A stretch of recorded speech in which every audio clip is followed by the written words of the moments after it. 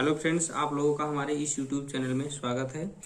आज हम लोग देखेंगे थर्मल इंजीनियरिंग। अब सबसे पहली बात आती है कि थर्मल इंजीनियरिंग क्या होता है। थर्मल इंजीनियरिंग विज्ञान की एक शाखा है जिसके अंतर्गत किसी निकाय विशेष में ऊष्मा ऊर्जा के स्थानांतरण का अध्ययन किया जाता है, जो कि यहाँ पे दिखाया गया है आप लोगों को। अब एक कहने का क्या मतलब है कि यह कोई निकाय है। मान लीजिए यह कोई एक सिस्टम है, सिस्टम SYSTEM सिस्टम है। इसमें अगर हम ऊष्मा ऊर्जा के स्थानांतरण का अगर अध्ययन कर रहे हैं, एनालिसिस कर रहे हैं, तो यह हमारा हो गया थर्मल इंजीनियरिंग। थर्मल इंजीनियरिंग क्या है? अगर किसी सिस्टम पे ऊष्मा ऊर्जा का अध्ययन किया जा रहा है तो वो हमारा थर्मल इंजीनियरिंग हो गया। अब बात आती है कि सिस्टम क्या होता है। सिस्टम एक निश्चित क्षेत्र होता है। सिस्टम क्या होता है? यह एक निश्चित क्षेत्र होता है। सिस्टम एक निश्चित क्षेत्र होता है, जैसा कि यहाँ पे दिखाया गया है कि यह एक सिस्टम है, यह एक सिस्टम है, एक निश्चित क्षेत्र है। किसी भी हमारा ब्रह्मांड बहुत बड़ा है तो उसमें एक निश्चित क्षेत्र, कोई भी निश्चित क्षेत्र हो सकता है, वह हमारा सिस्टम हो गया। हमारे अगर हम उस पर एनालिसिस कर रहे हैं ऊष्मा ऊर्जा का, तो हमारे लिए क्या होगा? सिस्टम हो गया। सिस्टम की एक बाउंड्री होती है, उसकी एक रेखा होती है, उसका एक निश्चित क्षेत्र है तो उसकी एक बाउंड्री होगी, उसको हम बाउंड्री बोल लेते हैं। उसके बाहर का जो होता है वो पूरा होता है सराउंडिंग। अब सराउंडिंग प्लस सिस्टम बराबर क्या होता है? परिवेश। परिवेश प्लस निकाय बराबर होता है हमारा यूनिवर्स। यूनिवर्स मतलब कि सिस्टम प्लस सराउंडिंग बराबर हमारा होता है यूनिवर्स। अब हमारी बात आती है सिस्टम कितने प्रकार के होते हैं। सिस्टम हमारा 3 प्रकार का होता है, मेनली 3 प्रकार के होते हैं। Open system, close system, isolated system. Open system में क्या होता है हमारा? कोई ऐसा सिस्टम जिसमें मान लीजिए यह कोई सिस्टम है, यह कोई सिस्टम है। अगर इसमें से हमारा द्रव्यमान व ऊर्जा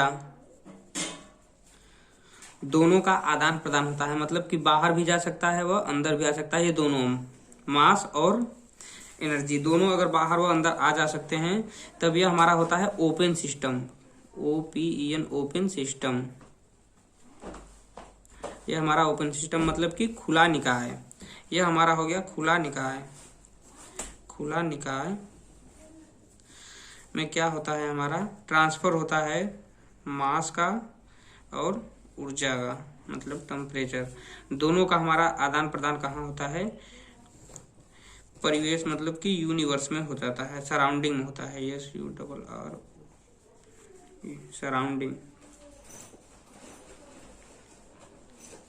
सराउंडिंग में होता है, तो हमारा खुला निकाय है।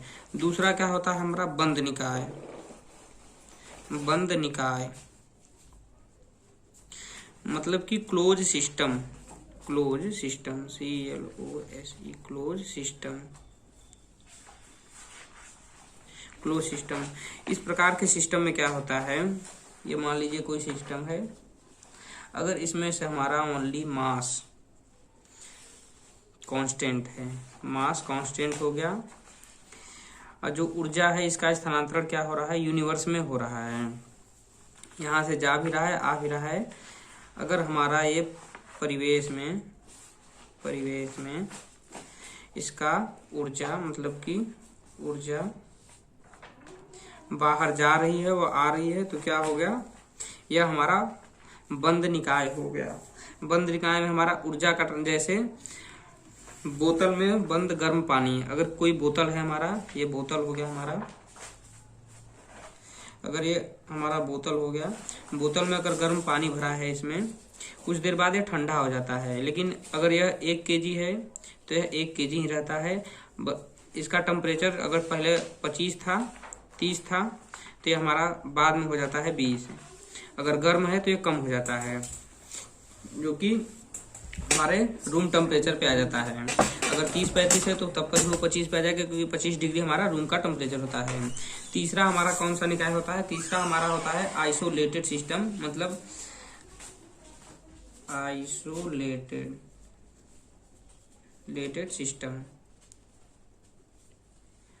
इस प्रकार के सिस्टम में m बराबर भी कांस्टेंट होता है और ऊर्जा बराबर भी, ऊष्मा ऊर्जा भी, हमारी ऊर्जा भी कांस्टेंट होती है, मतलब कि टेम्परेचर भी इसका कांस्टेंट होता है। न तो इस सिस्टम से बाहर द्रव्यमान जा सकता है, न ही आ सकता है, न ही इसमें से ऊर्जा बाहर जा सकती है और न ही आ सकती है। इस प्रकार के सिस्टम को आइसोलेटेड सिस्टम कहते हैं, मतलब कि विलगित निकाय। ऐसा सिस्टम हमारे ब्रह्मांड में उपस्थित ही नहीं होता है। ये टोटल ब्रह्मांड जब हम लेते हैं, इस प्रकार के सिस्टम का उदाहरण पूरा टोटल ब्रह्मांड ही हम ले सकते हैं। पूरा ब्रह्मांड हमारा विलगित निकाय के रूप में देखा जा सकता है। खुले निकाय का उदाहरण हमारा क्या हो गया? गर्म कप चाय में रखा, कप में रखा चाय, वो अगर उसमें से हमारा मास भी ट्रांसफर हो जाता है बाहर, टेम्परेचर भी उसका ट्रांसफर हो जाता है बाहर। ये देखिए दिखाया गया है उष्मागतिक निकाय का open system, close system, isolated system. अब हम बात करते हैं उष्मागतिकी का शून्यवां नियम। अब हम उष्मागतिकी के कुछ नियम भी होते हैं, जो 3 नियम होते हैं। उष्मागतिकी का शून्यवां नियम, प्रथम नियम, द्वितीय नियम। तो उष्मागतिकी का शून्यवां नियम क्या बतलाता है? यदि कोई 2 निकाय किसी तीसरे निकाय के साथ साम्यावस्था में हैं, तो वे तीनों निकाय आपस में साम्यावस्था में होंगे। इसके कहने का मतलब है, यदि कोई 2 निकाय, मान लीजिए ये ए निकाय हो गया, ये बी निकाय हो गया, किसी तीसरे निकाय के साथ, ये तीसरा निकाय सी हो गया, इसके साथ साम्यावस्था में है, तो ये तीनों निकाय आपस में साम्यावस्था में होंगे, मतलब कि ये भी ए और बी भी आपस में साम्यावस्था में होंगे। यदि कोई 2 निकाय किसी तीसरे निकाय के साथ, मान लीजिए 2 निकाय हैं ए बी, किसी तीसरे निकाय सी के साथ साम्यावस्था में है, तो ये तीनों निकाय, मतलब कि ए बी सी तीनों निकाय आपस में साम्यावस्था में होंगे।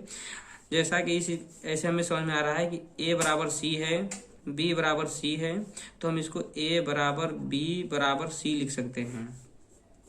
इन दोनों इक्वेशन से आपको, अगर कोई 2 निकाय हैं ए और बी किसी तीसरे निकाय के साथ साम्यावस्था में है, तो ये तीनों निकाय आपस में साम्यावस्था में होंगे। जैसे इसका टेम्परेचर मान लीजिए T1 है, इसका T2, इसका T3। अगर तीनों निकाय आपस में साम्यावस्था में हो जाएंगे तो इन सभी का टेम्परेचर क्या हो जाएगा? T1 ही हो जाएगा।